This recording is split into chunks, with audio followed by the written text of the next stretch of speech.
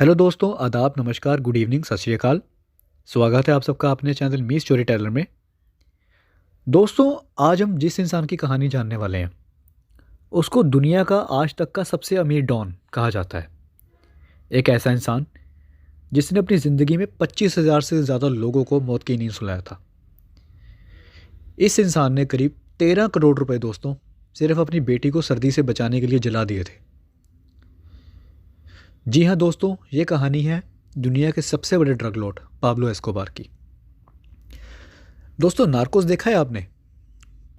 Narcos एक ऐसी series है जिसमें पहले 2 सीजन्स में इनकी कहानी को बताया गया है। अगर आपने नहीं देखी है दोस्तों तो ज़रूर देखिएगा। इनका पूरा नाम है पाब्लो एमिलियो एस्कोबार।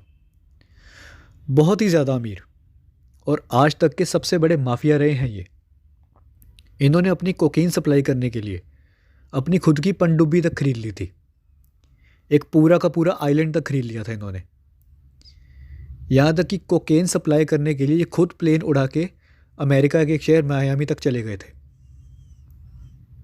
यहाँ तक कि पूरी सरकार तक को खरीद लिया था इन्होंने। मतलब पूरा कोलंबिया इनसे डरता था।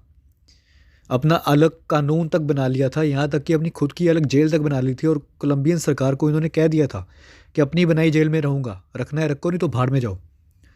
और कोलंबियन सरकार भी झुक गई थी इनके आगे। ऐसा इनका डर था, इनकी ऐसी ताकत थी कि पूरे अमेरिका की सरकार इनसे परेशान थी। दोस्तों, आपको पता होगा कि फोर्ब्स एक मैगज़ीन है जो दुनिया के सबसे अमीर लोगों की लिस्ट निकालता है। उन्होंने अपनी लिस्ट निकाली दुनिया के सबसे अमीर इंसानों की। उसमें टॉप 250 लोगों में इनका नाम था 227 नंबर पे। इतना ज़्यादा इन्होंने पैसा कमाया था और माफिया थे ये। लोग डरते थे इनसे।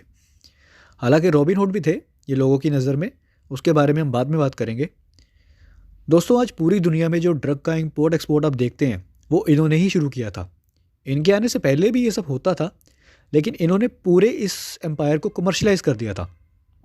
अपनी कार्टेल बनाई, अपनी खुद की ऑर्गेनाइजेशन बनाई जिसका नाम था मेडलिन कार्टेल। इतने ज़्यादा पावरफुल माफिया थे ये। दोस्तों, ये जो तस्वीर आप देख रहे हैं ये तस्वीर बहुत फेमस है। पता है क्यों? वो इसलिए जब आप जेल जाते हैं तो जेल में अपनी पहचान होती है। आपकी तब पहचान के तौर पर एक आपकी फ़ोटो ली जाती है। 26 साल की उम्र थी इनकी जब ये फ़ोटो इनकी ली गई थी। इनको जेल में डाला गया था, तब ये ड्रग्स ले जाते हुए पकड़े गए थे। अब ये तस्वीर को देखिए कैसे मुस्कुरा रहे हैं। ड्रग्स की कितनी खतरनाक सज़ा होती है दोस्तों, 10 साल, 15 साल, 20 साल। पर ये जानते हुए भी ये मुस्कुरा रहे हैं। पता है क्यों? इनको पूरा कॉन्फिडेंस था अपने ऊपर कि मुझे कोई कुछ नहीं कर सकता। इतना पैसा था इनके पास, इतनी पावरफुल इमेज थी इनकी कि इनका कोई कोई कुछ कोलंबिया में बिगाड़ ही नहीं सकता था। कोलंबिया के जजेस तक को खरीद लिया था इन्होंने। दोस्तों, 2 वर्ड्स का इस्तेमाल करते थे ये, प्लाता और प्लोमो। मतलब या तो पैसा ले लो, रिश्वत ले लो, नहीं तो मैं जान ले लूँगा। तुम्हारी जान ले लूँगा, तुम्हारे ख़ानदान की जान ले लूँगा, तुम्हारे पालतू जो तुमने पेट रखे घर में उनकी जान ले लूँगा, तुम्हारे पड़ोसियों की भी जान ले लूँगा। ऐसा इनका रुतबा था दोस्तों। ऐसे करके पूरी सरकार को इन्होंने अपनी कंट्रोल में कर लिया था। दोस्तों, ये कोलंबिया में पैदा हुए थे। कोलंबिया साउथ अमेरिका के थे ये। अब कोलंबिया नज़दीक पड़ता है ब्राज़ील, बोलीविया, एक्वाडोर, पेरू के। वहाँ पे खेती करते थे ये, ड्रग्स की खेती करते थे। और उसके बाद इसे अमेरिका भेजते थे और अमेरिका के बाद पूरी दुनिया में ये फैल जाते थे। दोस्तों, 1 ग्राम कोकेन की कीमत हज़ारों में होती है और ये दोस्तों टन्स में सप्लाई करते थे। मतलब आप सोच लीजिए कितना पैसा, वो भी डॉलर्स में ये कमाते थे। 7 भाई बहन थे ये दोस्तों और इनका जन्म 1 दिसंबर 1949 को हुआ था। पिता इनके किसान थे और इनकी माँ स्कूल टीचर थी। बताइए, एक स्कूल टीचर के यहाँ इन्होंने जन्म लिया। देखिए, मतलब स्कूल टीचर होने के बावजूद इनकी माँ इनको सही गलत नहीं सिखा पाई। दोस्तों, बचपन से ही करोड़ों रुपए कमाना चाहते थे, मिलीनियर बनना चाहते थे ये। और इनके उसके लिए इनके पास रास्ता क्या था? यही, गलत काम करो, क्योंकि पहले से ही बहुत गरीबी में जी रहे थे। एक बात दोस्तों मैं आपको यहाँ कहना चाहूँगा कि पाब्लो एस्कोबार से आप इंस्पायर मत हो जाइएगा। ये क्रिमिनल थे, माफिया थे और ना जाने कितने लोगों की फैमिलीज़ को, कितने ज़्यादा पुलिस वालों को इन्होंने मौत के घाट उतार दिया था। देखा जाए तो इनकी लाइफ बहुत बेकार रही है, सारी ज़िंदगी अमेरिकी सरकार और अमेरिकन जेल से बचने के लिए ये भागते ही रहे थे। नार्कोस में आप लोग देखिएगा, उसमें बहुत अच्छे से दिखाया गया है इनकी ज़िंदगी को। अमेरिकन सरकार हाथ धो के इनके पीछे पड़ी थी और इनकी ज़िंदगी के आखिरी 2-3 साल तो मतलब बहुत ही ख़राब रहे थे। इनकी मौत तो हो गई 44 साल में, 44 साल की उम्र में ये मर गए। 1993 में इनको मार दिया गया था, लेकिन इनके जाने के बाद इनके परिवार ने जो झेला बहुत ख़तरनाक था दोस्तों। तो दोस्तों इनसे इंस्पायर मत होना, इनको हम as a criminal, as a mafia याद करते हैं। बचपन से ही गरीब थे और पैसा इनको खूब चाहिए था, इसलिए ये पड़ गए गलत कामों में। पहले पहले इन्होंने लोगों की गाड़ियाँ चुराई। एक काम इन्होंने ये भी किया कि कब्रिस्तान में जाते थे और वहाँ जब लोगों को दफनाया जाता था दोस्तों, तो उसके आसपास वो नगीने यानी महंगे स्टोन्स, महंगे पत्थर लगा देते थे लोग वहाँ पे कोलंबिया में। तो ये पाब्लो एस्कोबार उसको चुरा के बेच देते थे। हालांकि इनके बेटे ने ये कहा है कि ये चीज़ पूरी तरह से सही नहीं है। फिर ड्रग्स के बिजनेस में इनको बहुत प्रॉफिट दिखा। उस टाइम पे ड्रग्स का बिजनेस इतने बड़े लेवल का था नहीं, ये इनके आने के बाद बहुत बड़ा हुआ। पाब्लो एस्कोबार ने इसको बड़ा किया, इस बिज़नेस को। 18 साल की उम्र के बाद इन्होंने ड्रग्स बेचना शुरू किया था। इन्होंने पहले इस चीज़ को समझा कि कोकेन को पूरी दुनिया में कैसे सप्लाई किया जा सकता है, कैसे उसको प्रोक्योर करना है और कैसे सप्लाई करना है, ये इन्होंने पूरा समझा इसको। इन्होंने इसको सप्लाई करने के लिए दोस्तों अपना प्लेन बना लिया था। खरीदा नहीं दोस्तों, अपना खुद का प्लेन बनाया था इन्होंने। एक कबाड़ खाने में गए थे और ये वहाँ एक कबाड़ प्लेन को इन्होंने बहुत सस्ते दामों में ख़रीद के उसको तैयार किया था। और दोस्तों प्लेन के टायर्स में कोकेन को रख दिया था इन्होंने। ऐसे नए नए तरीके ढूंढते थे ये। मछलियों के पेट में कोकेन रख के भेजा करते थे ये। एक टाइम पे अपनी पनडुब्बी तक खरीद ली थी, अंडर वाटर जाते थे और कोकेन सप्लाई करके आते थे। बहुत बड़ा दोस्तों, बहुत बड़ा नेटवर्क था इनका और कोई आवाज़ नहीं उठा सकता था क्योंकि सबको पता था इनके बारे में, पर कोई कुछ कर नहीं सकता था। कितने सारे जर्नलिस्ट को मार दिया जो इनके खिलाफ बोलते थे। कहा जाता है कि एक टाइम पे इतने पावरफुल हो गए थे कि ये राष्ट्रपति हो जाते ये कोलंबिया के। पॉलिटिक्स में तो आ ही गए थे। जब 26 साल में इनको गिरफ्तार किया गया था, हालांकि इन पे केस तो कोई नहीं चला, फिर बाद में इन्होंने सोचा कि पॉलिटिक्स में आना पड़ेगा भैया। तो दोस्तों उस वक्त कोलंबिया सरकार भी बहुत कर्जे में थी। तो पाब्लो एस्कोबार ने कहा कि भैया पैसे ले लो और कर्जा उतार लो, लेकिन मुझे पॉलिटिक्स में एंट्री दो। तो ऐसे इनको पॉलिटिक्स में भी एंट्री मिल गई। नार्कोस में आप देखेंगे किस तरह से ये पार्लियामेंट को देखते हैं और पूरा शानदार एक टाई सूट पहन के पार्लियामेंट के अंदर जाते हैं। नार्कोस में ये सीन बहुत अच्छे से दिखाया गया है दोस्तों। लेकिन जैसे ही अंदर जाते हैं, इनके अपोजिट बहुत सारे पॉलिटिशियन खड़े हो जाते हैं और मजबूरी में इनको उसी टाइम रिज़ाइन करना पड़ता है। इनको छोड़नी पड़ी पॉलिटिक्स, क्योंकि इनको पता था कि मैं चल नहीं पाऊंगा पॉलिटिक्स में। पर दोस्तों राष्ट्रपति तक डरते थे इनसे।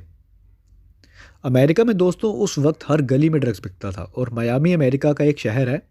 उस टाइम ड्रग्स का वो एंट्री पॉइंट था। अमेरिका का 80% ड्रग मार्केट और कोलंबिया का तो पूरा मार्केट ही ये कंट्रोल करते थे दोस्तों। एक टाइम ऐसा आ गया था दोस्तों, और हर महीने 70 से 80 टन कोकेन जाने लग गई थी अमेरिका में, कोलंबिया से। अब अमेरिका सरकार इनके पीछे पड़ गई थी।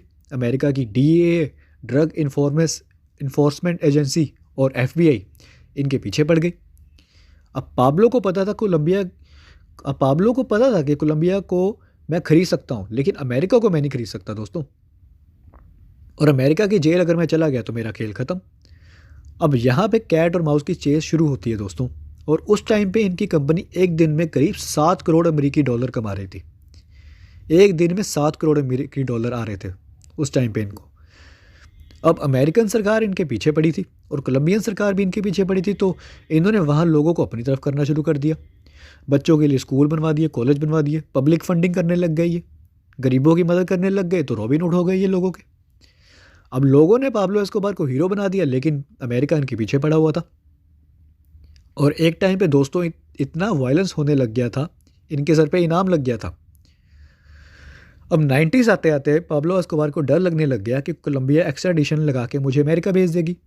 एक्स्ट्राडिशन लॉ के तहत ये हो जाता है दोस्तों कि ये क्रिमिनल हमारी इकोनॉमी को बर्बाद कर रहा है, तो अमेरिका कोलंबिया से पाब्लो को अरेस्ट कर सकती थी। फिर एस्कोबार ने कोलंबियन गवर्नमेंट से एक एग्रीमेंट किया कि मैं कोलंबियन जेल में रहूँगा, ये एक्स्ट्राडिशन लॉ हटा दो। और दोस्तों आपको यकीन नहीं होगा, एस्कोबार की वजह से इस लॉ को हटा दिया गया। कोलंबिया गवर्नमेंट ने अपना संविधान ही बदल लिया। इतने ये पावरफुल थे। और ये देख के अमेरिका का और भी दिमाग ख़राब हो गया कि भैया ऐसा कैसे हो सकता है। अब पाब्लो ने एक और शर्त रखी कि मैं अपनी खुद की जेल बनाऊंगा। तो उसने ली कैथेड्रल करके अपनी जेल बना ली। और दोस्तों वो जेल के नाम पे पूरा 5 स्टार होटल था, जिसमें स्विमिंग पूल, शानदार टीवी, बालकनी और पूरी अय्याशी होती थी उस जेल में भैया। और यहाँ से पाब्लो अपने पूरे नेटवर्क को कंट्रोल करता था। अब धीरे धीरे जैसे क्रिमिनल एक्टिविटीज़ बढ़ने लगी, क्योंकि जेल तो सिर्फ नाम की थी, जेल के नाम पे वो 5 स्टार होटल था, और उसमें गवर्नमेंट ने कहा कि नहीं अब हम इसको शिफ्ट करेंगे, क्योंकि उसमें पाब्लो हर चीज़ को अपनी मर्ज़ी से चला रहा था। तो कोलंबियन सरकार ने 2 लोगों को भेजा पाब्लो के पास उनसे बात करने के लिए। तो पाब्लो एस्कोबार ने उन 2 लोगों को बंदी बना के ही वहाँ से भाग निकले उस जेल से। इन्होंने उन 2 लोगों को ही बंदी बना लिया और उनको लेकर भाग गए उस जेल से। तो इसके बाद अमेरिकन सरकार और कोलंबियन सरकार ने मिलकर जॉइंट ऑपरेशन करा एस्कोबार को पकड़ने के लिए। और इधर एस्कोबार ने वॉर डिक्लेयर कर दी और 27,000 तक डेथ्स की गिनती पहुंच गई थी पाब्लो एस्कोबार की वजह से। गली गली में उस टाइम खून खराबा होता था, दंगे हो जाते थे।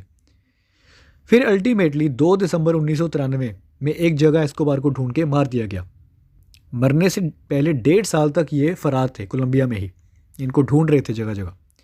2 दिसंबर 1993 को इनको मार दिया गया। अब कहा यह भी जाता है कि पाब्लो ने खुद को गोली मार दी थी जब उसे लगा कि मैं नहीं बच पाऊंगा, लेकिन पाब्लो को गोली मारी गई थी। और ये बिल्कुल एक फिल्मी स्टाइल में हुआ था, आप लोग देख सकते हैं नार्कोस में। इनका एक ही बेटा है डोमिनिक, और वो आर्किटेक्ट है। तो दोस्तों ये थी हमारी पूरी कहानी पाब्लो एस्कोबार पे। उम्मीद है आपको पसंद आई होगी। तो मेरे चैनल को लाइक सब्सक्राइब करें, और मैं फिर से हाजिर होऊंगा एक और नई कहानी के साथ। सुनने के लिए बहुत बहुत शुक्रिया। Take care and have a great day.